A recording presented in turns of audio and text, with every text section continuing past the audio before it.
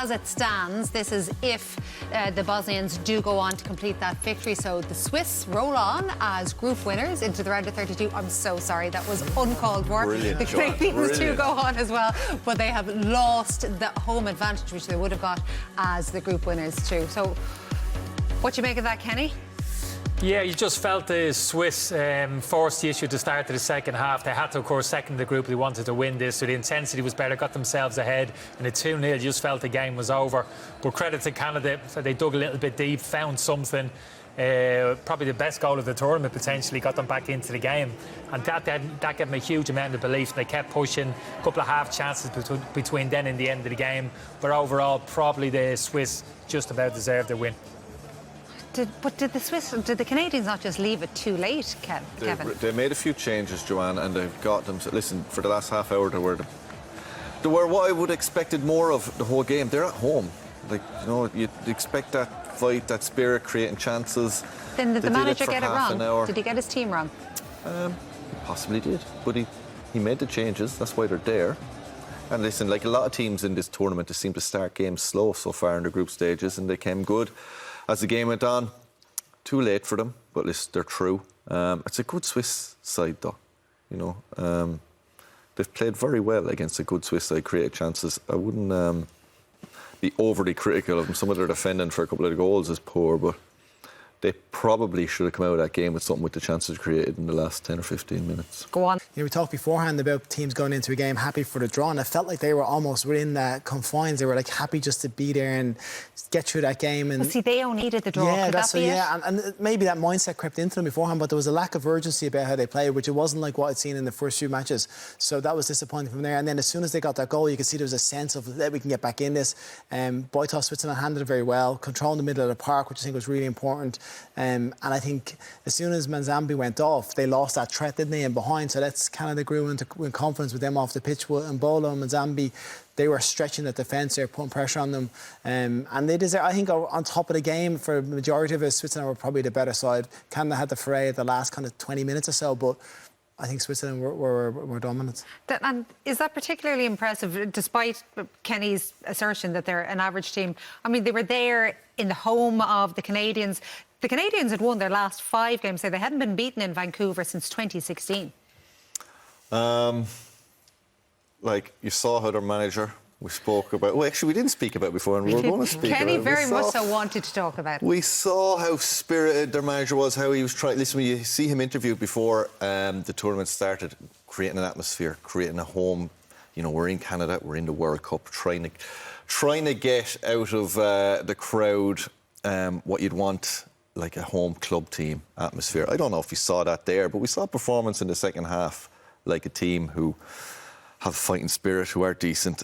When I put into context about a good Swiss team, I mean top 16 in the world, which Canada wouldn't normally be playing against. You know, that's as good a side as Canada will play. They won't be playing anything like that in qualifying. I thought they put up a decent performance against them. OK. For the 4th World Cup in a row, Switzerland go through or go out of the group stage. Of course, this time they're going into the last 32. The last 3 was into the round of 16. They have never, not that they've never, in those 3, they didn't actually manage to get further than that. They have in the past made 3 quarterfinals, but that was a long, long time ago. Crucially, though, they have beaten Canada this evening by 2-1, despite a late push from the Canadians. So, Stephen Kelly, we'll have a little bit of a look at how they managed to do it, because they had all those chances in, well, it's at least the better of the chances in the opening half, but they couldn't manage to find the back of the net, and it didn't take them long in the second to do so. No, it was a good goal, and if it was going to come, it was going to come being created by these players. Zambi just rolls, the future rolls here. He tries to take a little bite at it, doesn't get in, and he's off balance. But when he whips this in first time, it's followed in by Vargas, and this is a really neat finish. Touch onto it and smash it off that near post, but it's just this little attempt from the future rolls to try and nick the ball, loses balance, and then Manzambi, you know, we've seen in times that they've just not put that ball in the box. He just turns and whips it in first time, and it's a really great touch and neat finish in the end. Not really giving the keeper and defender any chance. He's hit it really quickly. So, yeah, I think it's what they deserved at this stage to go in front. Now, Kenny, you weren't overly convinced earlier on about the 20-year-old Johan Manzambi. Did he win you over? Not totally, no. I thought he was very quiet in the first half. It looks very raw to me. You can tell there's talent there, there's a bit of potential, but for me he's got more to do. Funge Roller here, the young centre-half, makes another mistake, unfortunately. And Bola's first touch actually gets away with him, but he sets up Manzambi. That's not a particularly good shot. Joanna, 99 times out of 100 you hit this shot, the keeper saves it. You've got to be hitting this through your laces. He actually hits it with the inside of his foot, really straight at the goalkeeper. Fortunately for him, Crapo and goal lives up to his name.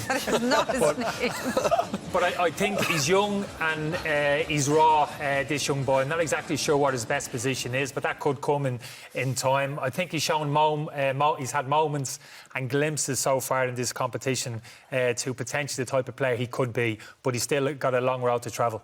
That probably is it, isn't it? And I don't think anybody involved with Manzambi says otherwise, other than he's raw, he's talented. Apart from Kev. He's 20 years of age and he's just set up a goal and scored in the World Cup in a defining game that puts him through top of the group. So there's no stretch of imagination. He's a finished article, but the potential there is pretty special. He's strong, he's quick, he's powerful, he's got an eye for goal. He's definitely a prospect and someone that, listen, he's one of those players into this World Cup who will have suitors, no doubt. I think Didi said the other day he's one of the hottest prospects in the Bundesliga this year. So take Didi's word for it. Yeah, do Canada have a goalkeeping issue? On the basis of that, possibly so. That was a big mistake. I'm not exactly sure how strong they are in depth. That's a big decision, though, taking out your number one goalkeeper going into your next game. So, yeah, big decision for Jesse Marsh to make. We've seen throughout the tournament, it's been a bit of a thing. Keepers have been changed after the first games or second game in because they just haven't done well enough. But what's the quality of goalkeeping like in this competition? It's not been great, and that there is... When you get to that stages, I think he's played all three games. I'd be very, very surprised if he gets taken out for the next one. He is their starting goalkeeper, but that he didn't cover himself in glory to bring any chance. It was a really poor effort to save there. And it's particularly a killer given the promise David did pop up and get one back, and they pushed so hard after that for a second. Yeah, this was a fabulous goal, Joanne. It was Figueroa doing something good. It was a nice ball down the line, simple channel ball, but this from Saliba was just, listen, that's as good as you get. A touch and an assist. It's good. The finish ain't half bad either from Promise David. The better the Davids, because the other David was pretty poor in the game. Big stretch, not full stretch, but if we see it again, the touch from Saliba and the assist, ball across, is as good as you will see in any match. If for me, it's Zidane-esque, or if Messi did it, we'd be raving about it. We are raving about it. It was just top class. For me, it's a peripheral vision, how he sees the pass. It comes over his shoulder, he chops it, it comes down. Where he's actually seen the run, I don't know. You would think he was fixated on the ball. To actually see that run and then to execute the technique, I haven't seen a better goal in the competition. It's the speed in which he controls and passes it. There's no respite in between the two. Half it's like, volley it's down and down. So it's like it gives you, as a defender, you have no chance to react to what he's doing because the touch is so good and then the cross is so good and then it's a wonderful finish. But it's sublime. Just a reminder, he's only in the team because... in the starting team because of Ismail Kone's broken leg. Kone, he's the one that replaced Kone. Actually, he scored a free kick in his first game when he came in for Kone, and then he's got a great assist. But you could see Estequio came back into the game in the second half, which gives them that bit of stability. He's their captain, so I think you would expect him to start along Saliba when they go into the knockout stages. Should they have converted one of those late chances? Yes, I think they should have. A lot of balls in the box, getting a lot more joy. Promise David heavily involved. Just crosses, long balls. This David into the box. Again, on the right-hand side, really good cross in. Dangerous area. This is Cornelius, gets up far post. Maybe he's put off from the position today, but he should make a better contact there. Really should. Long throw, which is a feature these days. Promise David again in good position. This one kind of comes off a shoulder, comes enough save for the goalkeeper. Down the left-hand side, Miller now cross in, and this is Alistair Johnston, the right back end. It's a great position, and from behind the angle that you think he's just going to fire into that far corner, but there's not enough pace in the header, comfortable save from the goalkeeper. But they were much better when they were getting the forward areas, crossing the box, too big one up there, caused an issue. They have to go back to their strengths, which is fast play, wingers on the ball, crosses in. They didn't do that in the first half. I thought Cornelius was the big chance amongst all of them. He's at the back post there, he scores. He's only half his size. I thought he was literally there, just didn't get enough purchase on the head. He's only like 2-3 yards out. I think he has to score.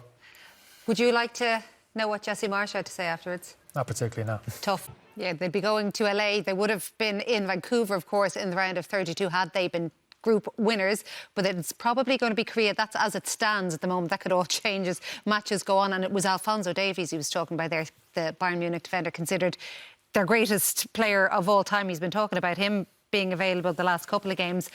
Did he say anything there that was unfair or anything? No, not unfair. I think what was interesting was he talked about aggression, and I said that I think he likes his teams to press and be physical and be quick.